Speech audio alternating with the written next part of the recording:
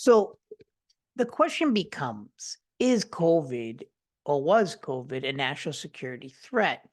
Uh, I have a broad spectrum of different data sets with COVID. Here are conditions influencing it: influenza, chronic lower respiratory.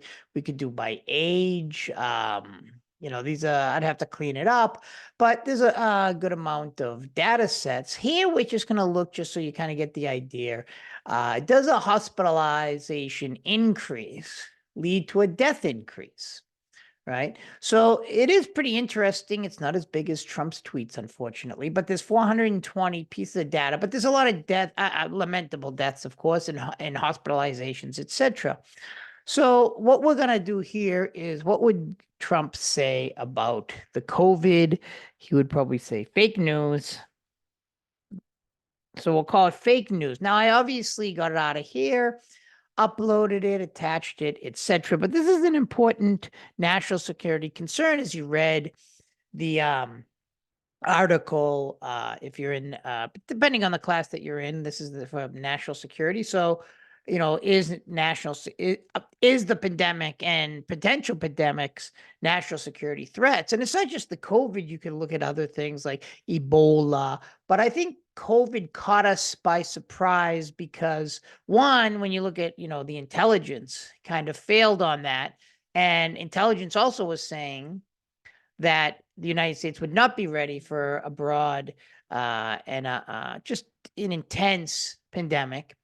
And three, we were getting hit with constant news about different pandemics: bird flu, I don't know, the donkey flu, the pig flu, all these flus, Ebola, and they're bad. People died. Zika, someone mentioned in one of my classes. And it never really hit the United States to such a degree, or such an extent to which it would be a quote unquote national security threat, whereas COVID did. And that's why this is very, very important. And it really helps us understand how to use regression analysis in order to see, the amount of deaths. So you see the hospitalization increase and death increase, not the regular death. That would be insane. But is there a death increase with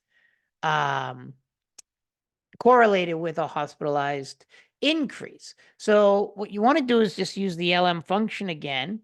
And the death increase would be the dependent variable. The hospitalized increase would be the independent variable. We got to watch out. Look at this, a lot of different. And then you just say data equals, what's the name of this data? Oh, it's just simple COVID. So it's COVID. And now we're going to run it.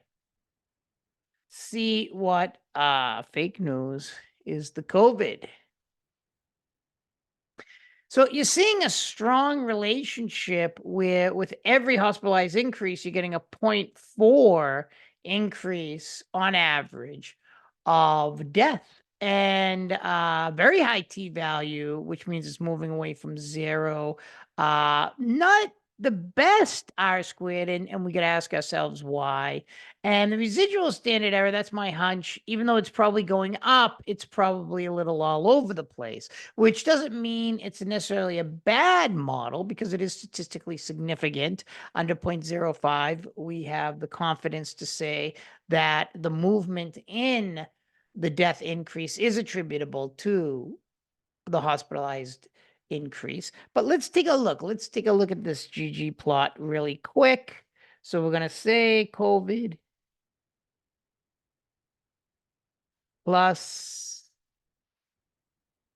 now hospitalized increase is the independent variable, and the dependent variable is, you can put X equals Y equals. Remember, X is the independent, Y is the dependent.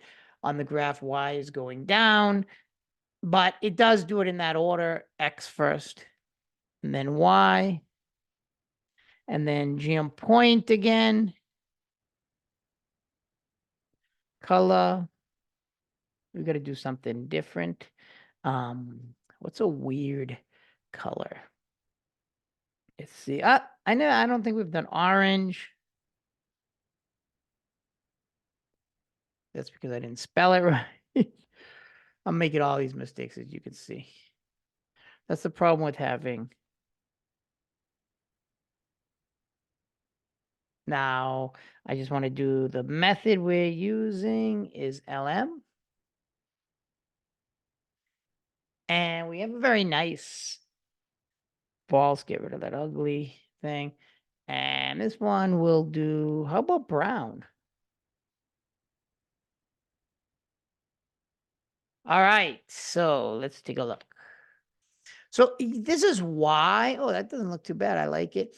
You see that it's kind of the scatter goes all over the place. In fact, it's going pretty high up. Like it might reek of heterostaticity, where it just goes in a cone, but it is still going up significantly.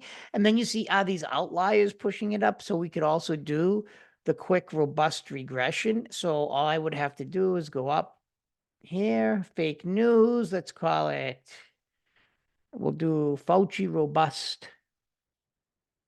Call Fauci and then LMR. That's it. And then you look at it. So this again, remember, we're dealing with these outliers here. The Fauci man having a party with all that money he made. So you look at that's what we're dealing with, these outliers. Does it significantly change the data? And that's what we're going to see. And it's saying no.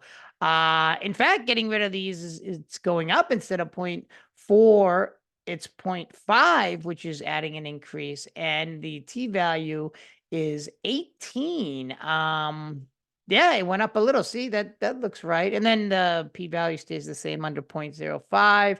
The multiple R squared is much better when we get rid of these outliers. As you notice, this multiple R squared is 0.74, which is incredible.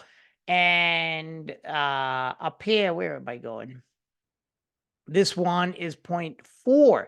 You know, it's funny. I said before that the robust base, I was incredulous about it because it's often changes it. The two data sets we've done change it to a more quote unquote significant relationship where before I saw it, it was really hurting the relationship, turning it into from a significant level to a non-significant level, changing that to a 0.05 and above. In the two cases, this and the mice, what we've seen, it actually, by taking out the outliers, it made the relationship even stronger according to the algorithm.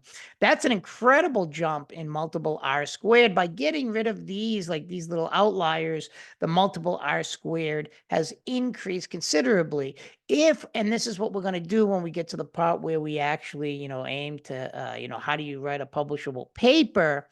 You would have to write both in there. We're going to read some stuff that did robust regression, etc. But if you notice, by dealing with these outliers, it removed, it seemed, 15 observations. So oh no, wait, I'm sorry, 22 weights were removed with the remaining number of weights. So it's actually, and then it refines the weights as well. See, it's, depending on where the outliers are, etc. But this one made robust regression actually made this a better fit. Is that good to take out the outliers? That depends. If you published a paper on this, you would definitely want to publish both results. But regardless, both results are significant, which means an increase of hospitalization is creating at least the conditions for an increase in depth. Take care, everyone.